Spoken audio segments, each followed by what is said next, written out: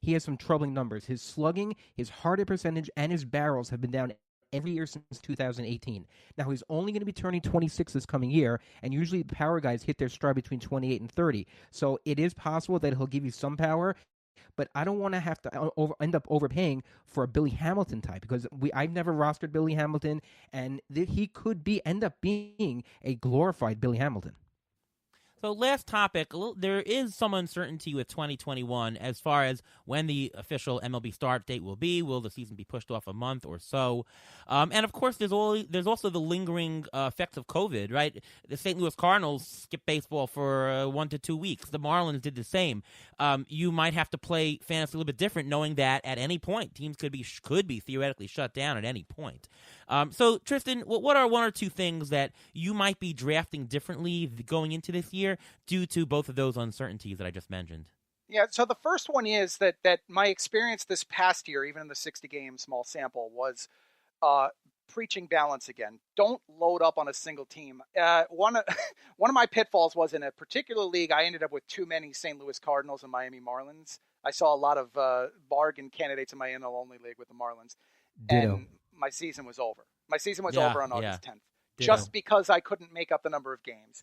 And that's kind of an issue. So make sure to spread the risk around a little bit, and also if there's any limitation where teams are playing within the same divisions, the same regions again, try to spread it across the different regions as well. That's something that was a key takeaway to me if we have that question at the point we're doing the draft. The other one too is if the season does get delayed, remember the fact that the players coming back from injury, who we mentioned before, Chris Sale, Noah Syndergaard, players coming off major injuries, that they might be 100%. I mean, Lance McCullers last year, he obviously had a much different outlook when the season was starting in July than it would have if it had been starting at the end of March. Right.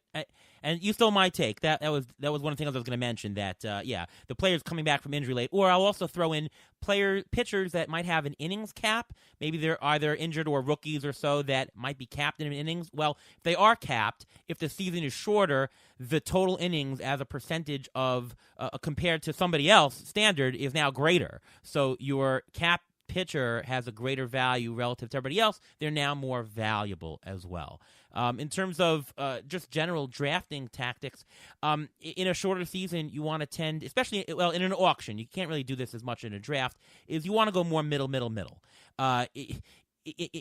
I know that in a 1 to 2 year period, a first rounder will gravitate and make up and return first round value. If he has a bad month, he'll have a better month some other time. But it's harder to make up time when you have a shorter season, so spreading the risk is a better strategy for overall value. I'd rather spend on two $20 hitters than one $40 hitter if it's a short season, because now I get 2 tickets to make up the full value, and there's less risk of just complete failure.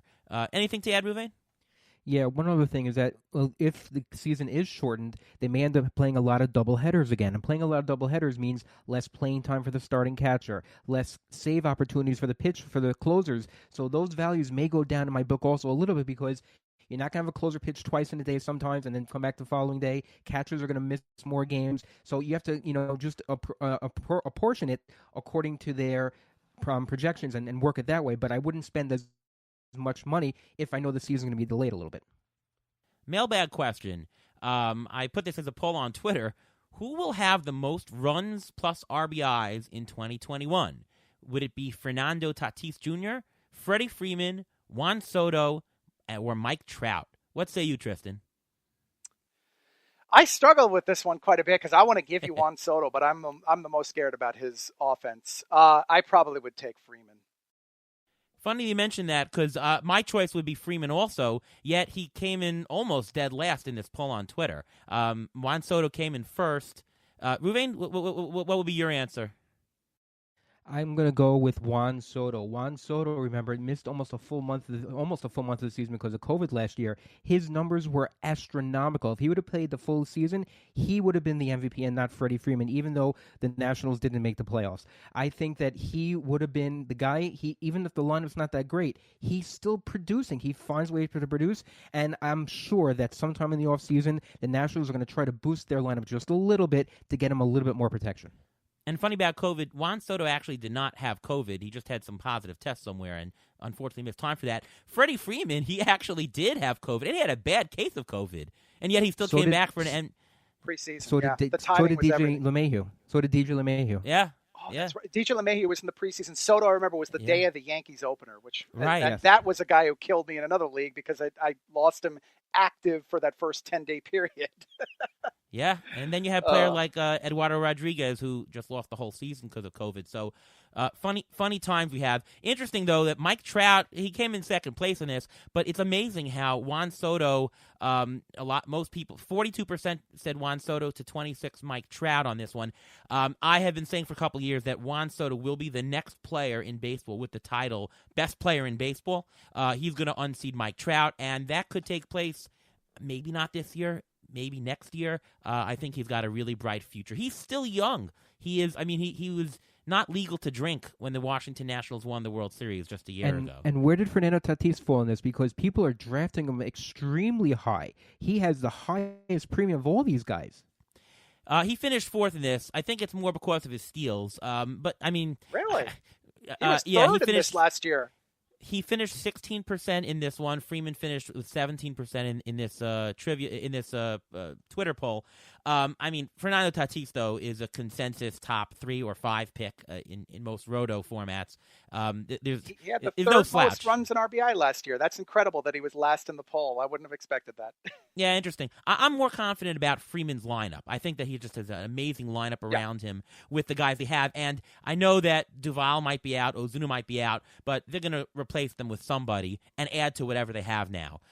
So I'm a Freeman fan. Strength is consistency. It's always been. The guy's going to play every day. He's perennially underrated. And that's what you want in a first rounder. I mean, he's who do you have more confidence in returning a first round value, Freeman or Trevor Story or Trey Turner? I think it's Freeman. Yeah, I still feel pretty good about both of the shortstops, to be honest with you. But I'm a pretty pro and have been a pro Trey Turner guy.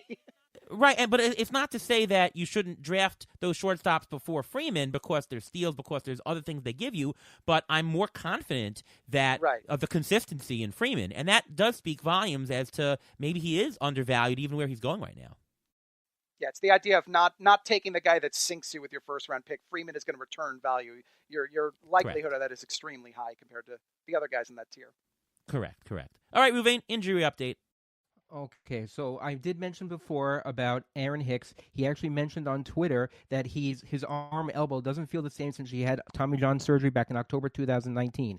So that could be a red flag for people like Salvador Perez, which it wasn't. Didi Gregorius is going to have a bounce back year this year, and Rhys Hoskins, who was a big question mark coming into the season, he had a similar type surgery. So the question will be how both Aaron Hicks and Rhys Hoskins and Didi bounce back from this surgery. I mentioned Chris Sale and Noah Syndergaard earlier. Red Sox chief baseball officer Chaim Bloom said that Sale continues to make progress and from his Tommy John surgery, and he could be fully stretched out by the middle of next summer. Syndergaard should be on the same timeline because they had surgery within the same week. And I want to mention one other, Gio Urshela, another Yankee. He had right elbow surgery in early December to remove a bone chip. Recovery time is around 3 months, but he's expected to be ready for spring training. Thank you for that, Ruvain. This was a fantastic show tonight. Certainly, this was a different type of episode than you get on most podcasts, where we're talking about some theoretical concepts and just how to attack categories without mentioning a lot of names. And we did mention a bunch of names along the way.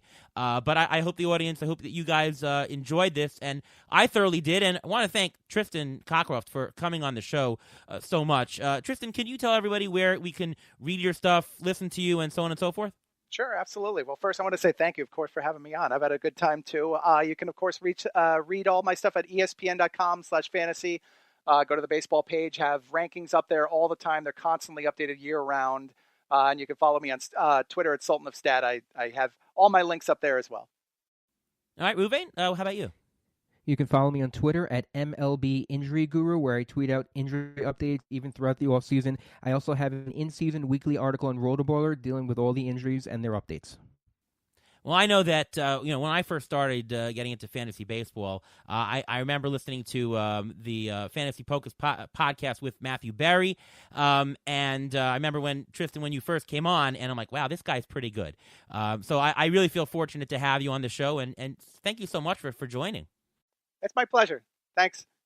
All right. Well, that does it here for the Beat the Shift podcast. Tune in next week. We're actually going to have a bonus episode, a couple of episodes coming up in the next week. So tune in for that. Special guests, more goodness, talking strategy, talking players. The ATC projections are going to come out on Fangraphs in probably about under 2 weeks by the time you hear this. So check them out. The ATC projections, as we mentioned, have been really successful. So you might want to use them as your projections base. From all of us here at Beat the Shift, want to wish you a great offseason. Happy New Year. See you next time.